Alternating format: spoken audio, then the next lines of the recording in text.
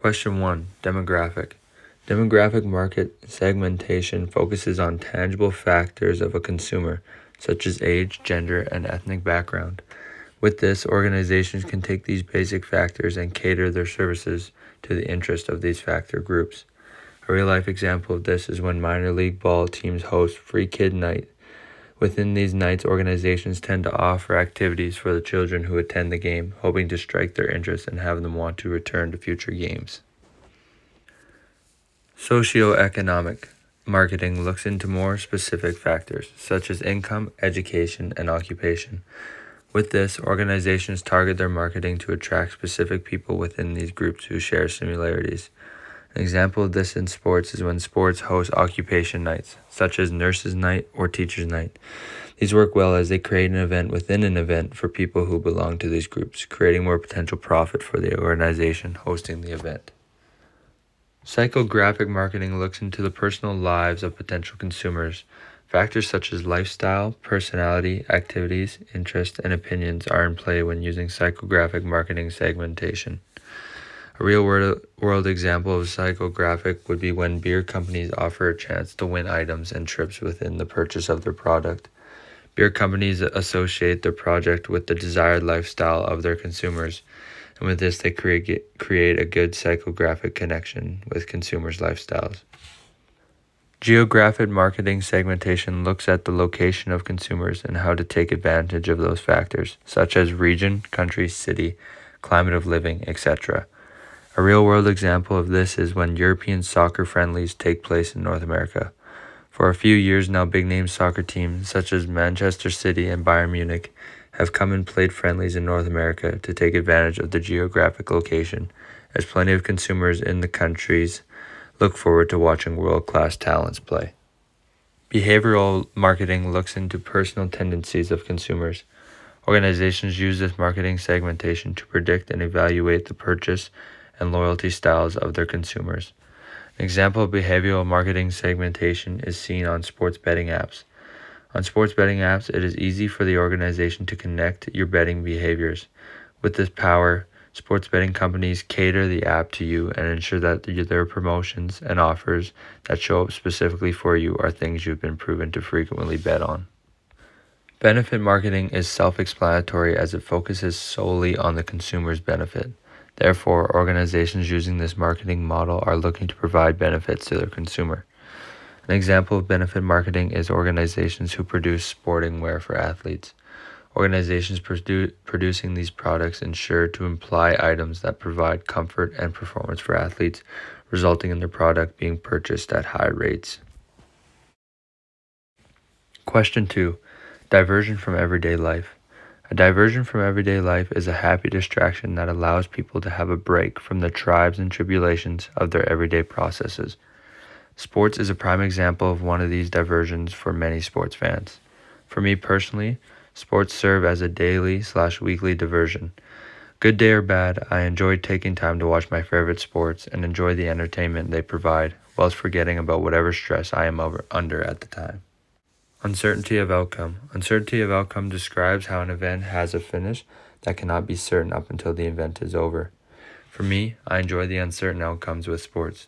Some of my best memories in sports fandom comes from the surprising finishes of high-reward matches. For that, I have a personal connection and appreciation for the uncertainty that comes from watching and playing sports. Need for affiliation. A need for affiliation is felt when an individual has the desire to find and become passionate about a shared factor with others. Sports is a perfect example of a platform that offers this.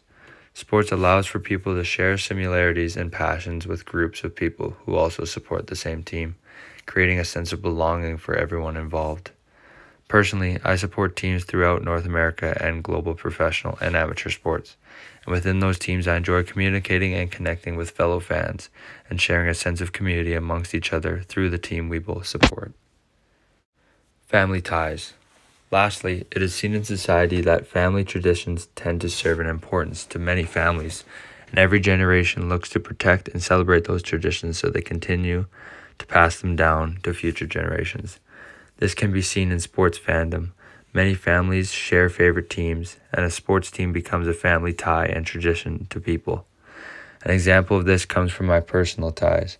My family and I are all supporters of University of Michigan football, and with this we make it a tradition to watch as many games together as we can and rally around the team when they perform well. This is my personal family tie to sports. Question 3.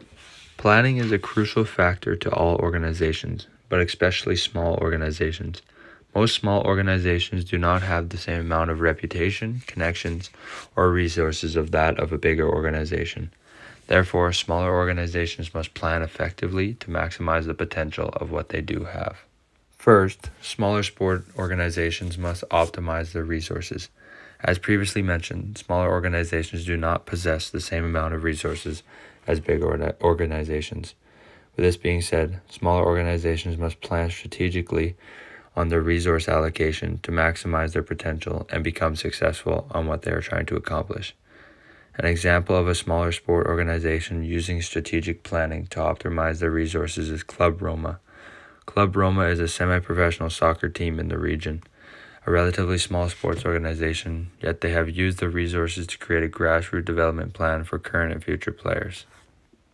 Secondly, smaller sports organizations can plan to be different and unique if they belong to a crowded market.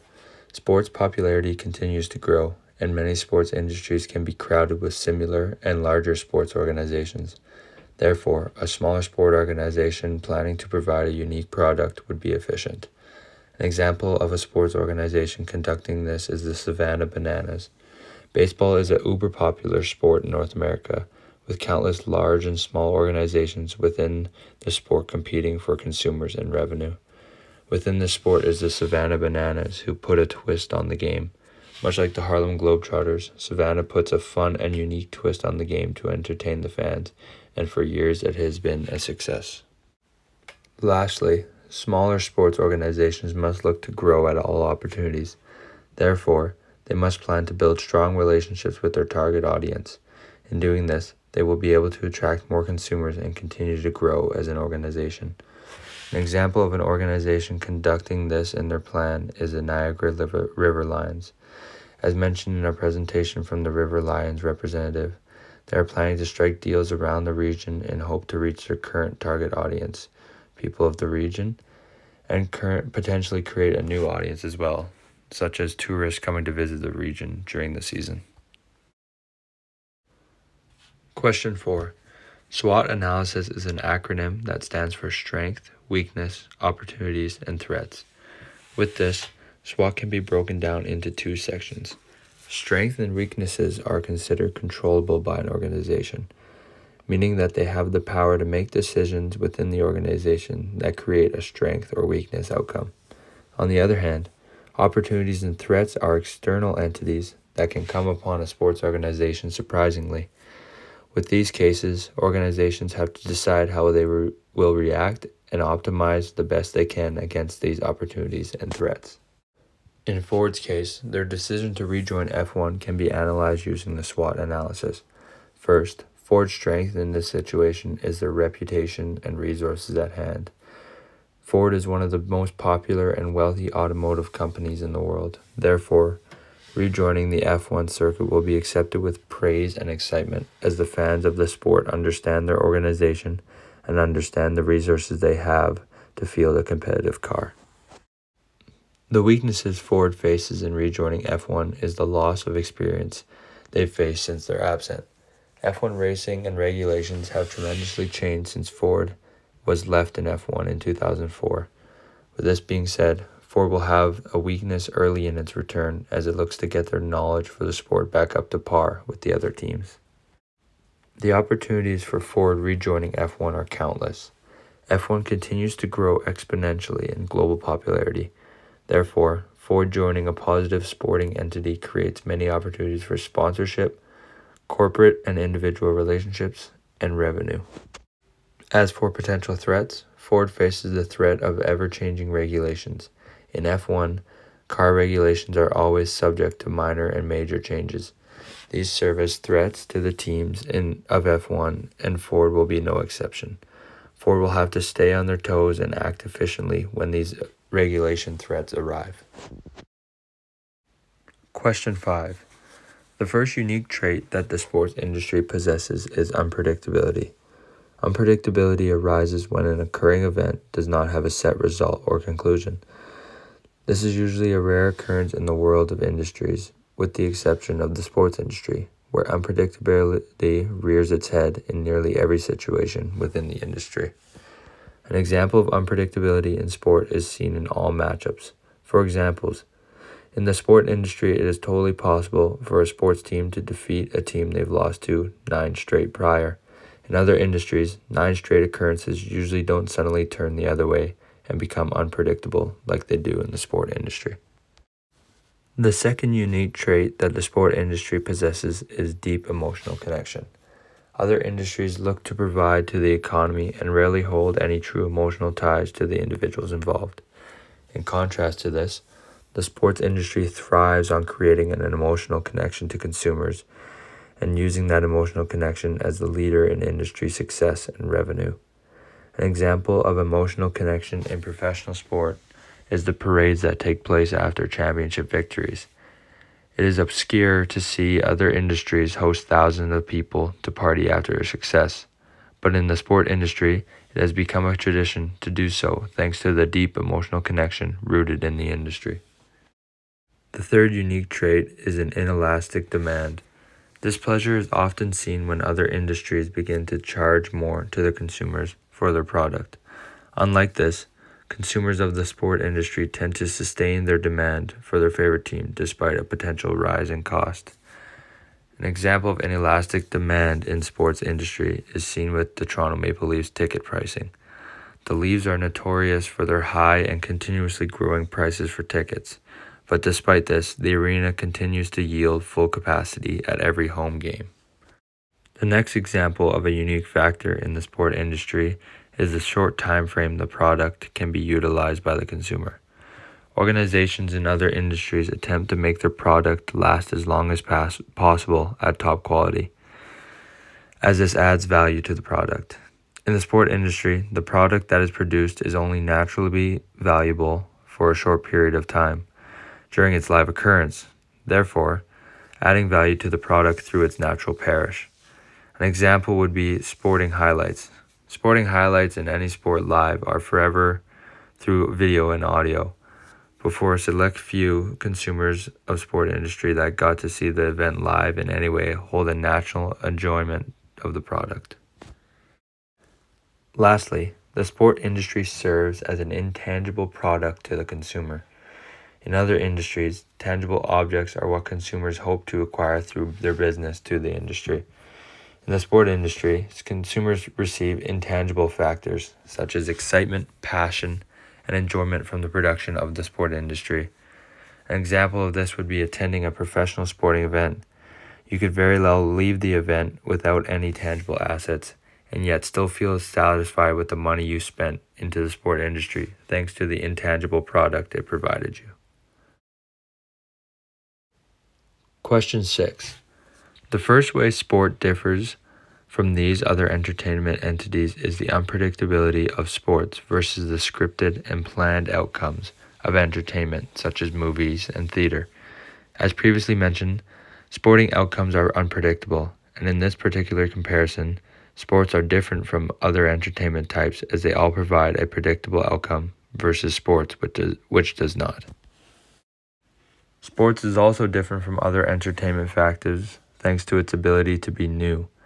In a movie, nothing will change from when you watched it the first time versus the next time. But in sports, if the same teams play each other from the first time to the next time, the total outcome of the game and all the details during the game can be completely different. The next difference is that the consumer can have a direct impact on sports entertainment versus the lack of impact the consumer can have on other entertainment. Fans at a sporting event can have a direct effect on the details of the entertainment at hand. An example of this would be when home fans in a football stadium manage to force the away team to call a timeout from too much crowd noise.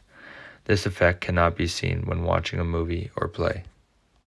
Another difference between sports and other entertainment is unpredictable duration versus set duration. In movies, there's a set time that the movie takes to start and complete. In sports, the event can continue past the expected time prediction as there is truly no certain time frame. Examples of these are seen in sports that continue to play through ties and sports that are completed by when a team reaches a certain score. Also, in contrast to other entertainment, sports is rich with historical context. Despite having history, a culture and historic time storyline is not usually created in entertainment quite like sports. Sport possesses historical rivalry, records, and achievements that make up an entire culture and significantly add to the entertainment of the events within sports. Lastly, the other entertainment factors mentioned are forms of art, where people go to view/listen to pieces crafted through artistic knowledge and skill. In sports, people go to watch and listen to the athleticism and tactical skill through the performance of participants, making the entertainment more focused on physical performance versus artistic performances, such as other forms of entertainment. Question 7. Fan identification can be broken down into 3 levels: low, medium, and high identification. Low fan identification occurs when very few fans show up to support their team. An example of this can be drawn back to the mid-2010 Florida Panthers. Despite a recent turnaround, the Florida Panthers suffered a period of time where little amount of fans would come to their home games, leaving the arena looking empty as they played on. This is an example of low fan identification. Medium fan identification occurs when a team sees solid attendance numbers, but the passion and community shown by the fans is not fully there. An example of this is when the Toronto Maple Leafs were in a struggle. The Leafs were still selling out their arena, but the excitement and passion behind the team was lacking due to the poor performances on the ice. Lastly, a high fan identification. This occurs when sports franchises sell out their tickets and possesses a passionate community of fans. This can be seen in a college game day in NCAA football. Successful teams in this league all have a passionate fan base who come together as a community for every game and then create intense party atmospheres for all consumers involved. Question 8. To conduct the analysis, we will be looking at the Niagara River lines. As for intelligence gathering, the analyzation and anticipation of consumer demand, monitoring environment, and coordinating the data collected, I can say the River Lions do a good job.